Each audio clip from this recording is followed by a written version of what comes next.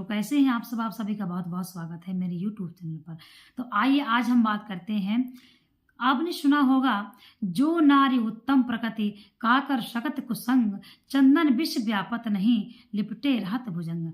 आपने देखा होगा कि चंदन के वृक्ष में कितने भी जहरीले सर्प लिपटे रहते हैं, परंतु चंदन हमेशा शीतल रहता है, उसमें जहर का कोई प्रभाव नहीं होता। इसी प्रकार से बहुत से ऐसे व्यक्ति होते हैं जिनके उत्तम कर्म होते हैं, वह चाहे कुसंगत में रहकर भी कभी कुसंगत का प्रभाव उस पर नहीं पड़ता है। तो बुरी संगत का प्रभाव जल्दी पड़ता है लोगों पर आज के समय में, और अच्छी संगत सिखाने में बहुत समय लगता है।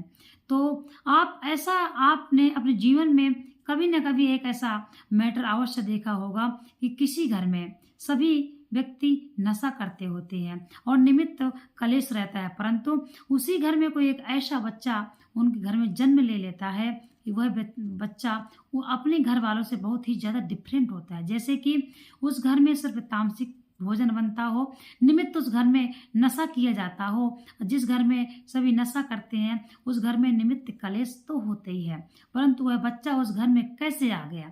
तो लोग कहते हैं कि इस घर में यह बच्चा कैसे आ गया। तो देखिए, मान लीजिए किसी की मनुष्य की योनि पहले भी रही हो और उसने पूजा पाठ किया, धर्म कर्म किया, अच्छे कर्म किया, उसी की वजह से उसकी पुनः मनुष्य की योनि हो गई। परंतु उस योनि में पिछले जन्म में उससे कुछ ऐसी गलती हो गई जिससे उसका जन्म तो एक सही घर में नहीं हुआ, परंतु उसके भावना के विपरीत घर में हुआ, परंतु उसके कर्म अच्छे थे, इसीलिए उसके कर्मों पे इस जन्म में भी आँच नहीं आने वाली। इसीलिए कहते हैं, अब वह बच्चा ऐसे घर में जन्म लेता है और वह तामसिक भोजन करना पसंद नहीं करता, वह बच्चा सात्विक भोजन करना पसंद करता है, परंतु फिर भी वह चलते उसी घर में पल के आगे चलते इतना भागवत प्रेमी हो जाता है कि बाद में संत महासंत बन जाता है। तो उसी का कारण यही है कि कुछ ऐसे कर्मों की वजह से ऐसे घर में जन्म हो जाता है। थोड़ी सी उस बच्चे को, उस मनुष्य को थोड़ा सा कष्ट झेलना पड़ता है और इसके पश्चात पुनः वो महासंत हो जाता है। तो वह उसी अवस्था में आ गया, जिस अवस्था में पहले था वह इसी अवस्था में आ गया, परंतु उस कर्म का जो दंड था वह भोगने के पश्चात उसमें कोई फर्क नहीं हुआ, जैसा था वैसा हो गया। परंतु जिस समय तक उसको कष्ट मिला, जैसे मान लीजिए हम सात्विक भोजन करते हैं, हमारे सामने कोई सात्विक भोजन नहीं करता है तो हमको कष्ट होता है। मान लीजिए हम भगवान को मानते हैं और हमारे सामने कोई भगवान का उल्लंघन करता है, अपने धर्म का उल्लंघन करता है, तो हमें कष्ट होता है। इसी प्रकार से उस बच्चे ने जितने दिन तक यह कष्ट झेला उसको सब कुछ ज्ञान है, एक छोटी सी उम्र में उसको सब कुछ ज्ञान है कि भगवान क्या है और नास्तिक क्या होता है, अपने धर्म का पालन किस प्रकार से करना चाहिए, भगवत भजन हमें किस प्रकार से करना चाहिए, किस प्रकार से हमें भोजन करना चाहिए, वह सब कुछ उस बच्चे को पता है। तो उतना ज्ञान कहाँ से आता है? ना तो उसके माता पिता सिखाते हैं, ना ही उसके घर में ऐसा कोई व्यक्ति है जो ऐसा अच्छा उच्च कर्म करता हो, परंतु उस घर में उस बच्चे का उच्च कर्म कहाँ से आया? तो पिछले जन्म की उस बच्चे को उस पिछले जन्म की ही प्रवृत्ति रहती है। कुछ ना कुछ ऐसा हमारा प्रभाव पिछले जन्म से मिलता है जिससे हमारा स्वाभाविक जीवन उस जन्म से जुड़ा रहता है, पिछले जन्म से।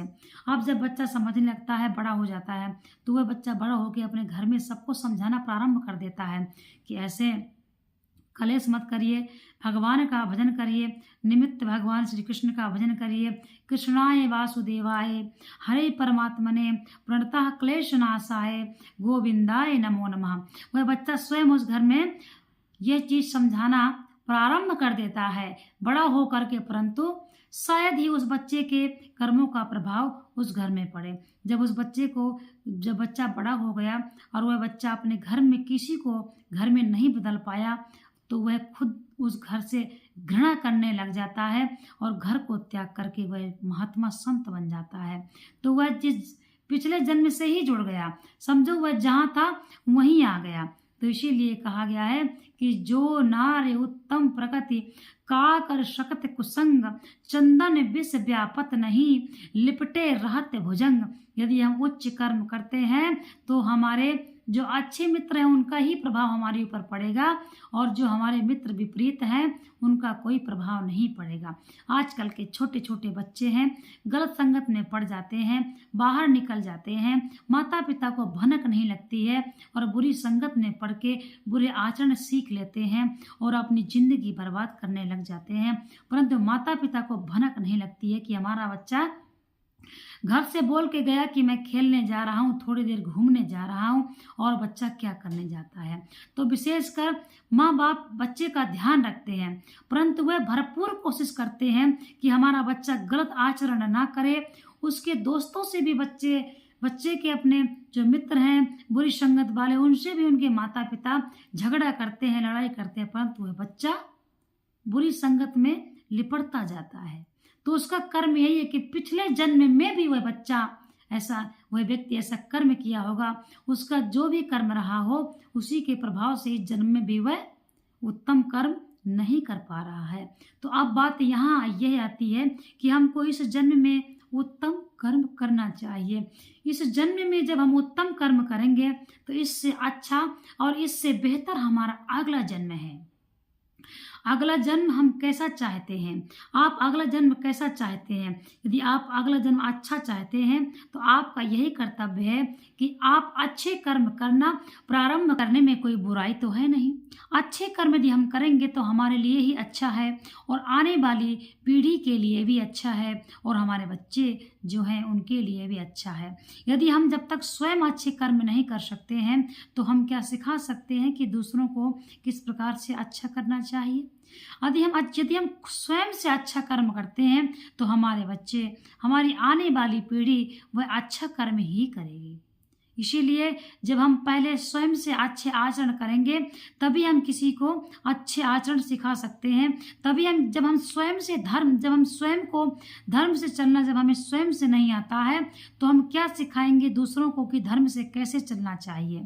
तो यदि आप जब स्वयं से धर्म से चलेंगे तब अपने बच्चों को भी धर्म से चलना सिखाएंगे, धर्म का अनुसरण कैसे करना चाहिए और हमारे शास्त्रों के अनुसार हमें कैसे चलना चाहिए। तो जब तक हम अपने शास्त्र नहीं उठाएंगे, शास्त्र हम अपने नहीं पढ़ेंगे तो हम कैसे जानेंगे कि हमारा धर्म क्या है, हमारे धर्म के अंदर क्या है, हमें किस प्रकार से अपने धर्म के अनुसार चलना है। तो पहले हमें स्वयं इन बातों का ध्यान देना चाहिए। इसके पश्चात अपने आने वाले जो हमारी पीढ़ी है वह तो एक रिवाज बन जाता है। यदि आज हम कुछ कर रहे हैं तो आगे चल के ऐसा, यदि हमने आज कोई अच्छी धारणा बना दी कि ऐसा होता है, हमारे कुल देवता भगवान शिव हैं, हमारे शिव जी की पूजा महीने में इस तिथि को होती है, इस तिथि को हमारे कुल देवता की पूजा इस प्रकार से होती है। यदि मान लीजिए हमने बना दिया, क्यों कि हमारे शास्त्रों में दिया हुआ है कि भगवान की पूजा महीने में इस दिन शिव जी की पूजा अवश्य होनी चाहिए। अब आगे चलते चलते क्या होता है कि वो एक रीति रिवाज बन जाता है। तो इसीलिए अच्छे अच्छे कार्य प्रारंभ कीजिए ताकि आने वाली पीढ़ी अच्छे अच्छे रिवाज समझे, अच्छी अच्छी परंपरा समझे, अच्छे अच्छे रीति रिवाज समझे और अच्छे से अच्छे कर्म करे। स्वयं मनुष्य कलयुग को बुला रहा है।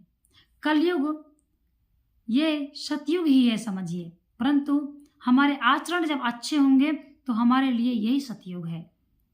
ये बहुत अच्छा युग चल रहा है, धर्म का युग चल रहा है, दान धर्म का युग चल रहा है, भक्ति का युग चल रहा है, नाम जप का युग चल रहा है, भगवान की भगवत प्राप्ति का युग चल रहा है।